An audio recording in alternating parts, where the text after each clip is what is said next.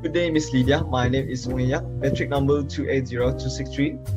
Today, I'm going to present my persuasive speech, which entitled as Treat to Road Safety in Malaysia, Modified Speech Bicycles. So in this modern contemporary era, we all have information at our fingertips from the internet, television, radio, and newspapers. Inevitably, these recent years, there have been numerous cycling accidents revolving in Malaysia. According to the statistics of the Ministry of Transport Malaysia, in 2018, the police statistics adduced that there were 6,284 cyclist fatalities among all types of traffic fatalities, or around 2% of all deaths. Thus, bicycle accidents have still been a major concern and censured by the public hullabaloo in Malaysia, as it's not only gravely endangering the lives of the cyclists but also the other road users. What is defined as a modified speed bicycle or a mosquito bicycle? In general, a modified speed bicycle is a bicycle in which the bicycle handles are adjusted to be lower than the seats, and there is no installation of safety equipment such as helmets, lights, belts, and brakes on the bicycle. In addition, the riders frequently zigzag across the lanes of the traffic by lying flat on the bicycle seat with their hands on the handlebars and utilizing their weight as propulsion. Doubtlessly, it is an underpinning culprit towards the subsequent road accidents in Malaysia, and we must raise awareness to curb these unlawful bicycle activities and resolve this issue down the road. Thus, I'll be accentuating on the three repercussions caused by the modified speed bicycles. The first one is the safety of the cyclists and other road users are gravely threatened by modified speed bicycles. Second, a tragedy caused by modified speed bicycles, and the third one, an endless loop towards the parents' negligence. First point of the repercussions caused by the modified speed bicycles is the safety of the cyclists and other road users are gravely threatened. As to the cyclists who were riding the modified speed bicycles on highway or on the road, is undoubtedly illegal, as the highway is only used for the motor vehicles on the roads. For instance, automobiles, buses, motorcycles, off-highway vehicles like trucks and lorries, along with the long title of the Road Transport Act 1987. Thus, from a legal perspective, cyclists for the modified speed bicycles are not legally recognized to run on the road, especially the highways. Typically, the cyclists for illegally modified speed bicycles frequently try to adopt the so-called Superman pose, which makes them more aerodynamic as they descend and zigzag across the lanes of traffic. This is a grave issue and totally unacceptable, as it would heighten the risk for an occurrence of a road accident, as it causes other road users to feel panic and irritated, as the cyclist might appear from nowhere, blind spots, or any bad road conditions with roomy road lights. So there is a video circulating over the social media of a bunch of teenagers who were blatantly cycling the modified speed bicycles to run a red light at a road junction in a lightning speed. It caused the opposite Myvi to almost crash with one of the modified speed bicycles. Thus, it is the most solid and real-life example, as a modified speed bicycle is life-threatening to other road users, as it will lead to an irretrievable agony of others.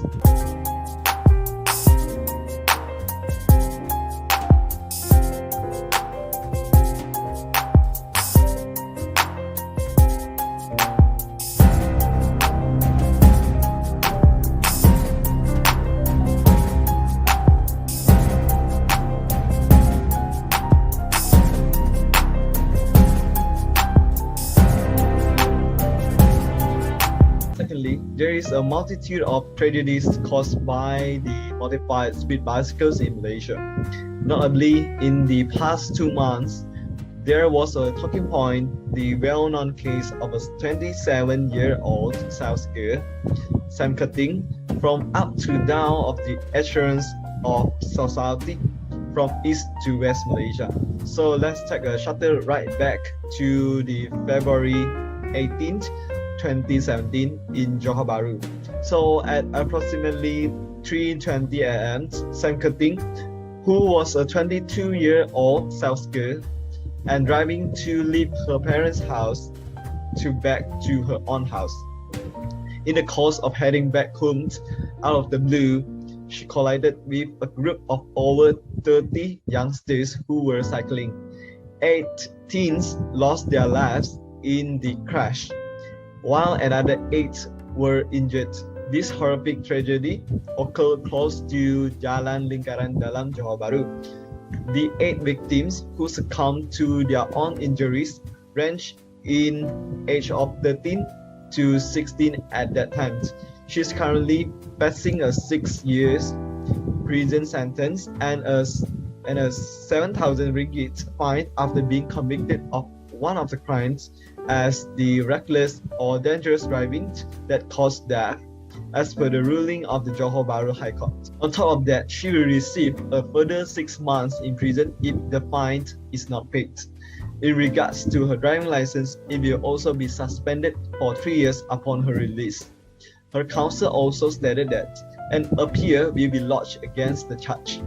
Once she was found guilty of violating Section 41, Subsection 1 of the Road Transport Act 1987, a sentence of up to 10 years in prison and 20,000 ringgit fines may be levied on her. Even though it could appear that she is to account for her careless driving, Malaysian citizens have been standing with her and is insisting that the teenagers' parents bore the guilt instead due to the parenting mistakes. But shifting the point of view to the teenagers who were illegally riding the modified speed bicycles on highways or on the roads, it has always been a long-lasting issue in accordance with Section 54, Subsection 1 of the Road Transport Act 1987. Who violate these provisions will be imposed with a fine ranging from 1,000 ringgit to 5,000 ringgit or a maximum of 12 months imprisonment.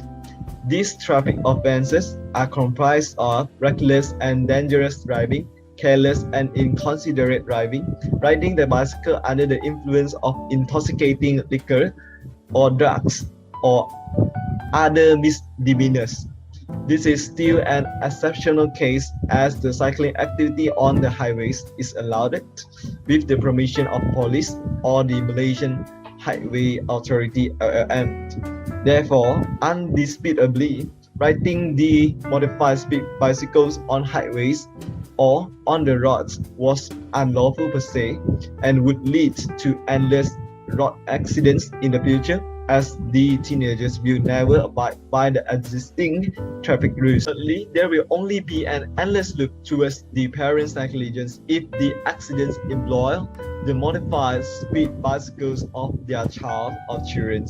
By converging through another lens into the case of Sam Cutting, a Malaysian lawyer, Ms. Ng Kui Min, claimed that no ordinary parents would have permitted their child or children to fly on modified bicycles on the highway at wee hours.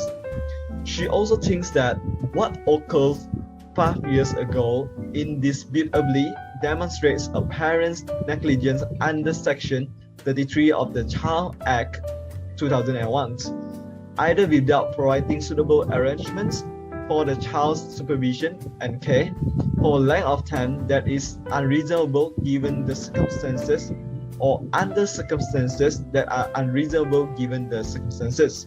As per Section 33 of the Child Act 2001, a parent who infringe this section shall be guilty, and if found guilty, is subject to a fine of no more than 5,000 ringgit or not more than 2 years imprisonment above. Hence, once the recurrence of these illegal cycling activities among teenagers still occurs around Malaysia, the negligent parents will be the main target to prosecute, and they must shoulder the responsibility due to their parenting failure, penalized with fines of no more than 5,000 ringgit or not more than 2 years imprisonment above. Thus, the issue of parents' negligence will never be solved. In a nutshell, with all the 3 points adduced above, the modified speed bicycles are inevitably a threat to road safety in Malaysia. In a nutshell, with all the 3 points adduced above, the modified speed bicycles are inevitably a threat to road safety in Malaysia. The Malaysian cycling enthusiasts and the national athletes were interviewed by Channel News Asia (CNA) and demanded that government prioritize education and mentoring along with legal enforcement.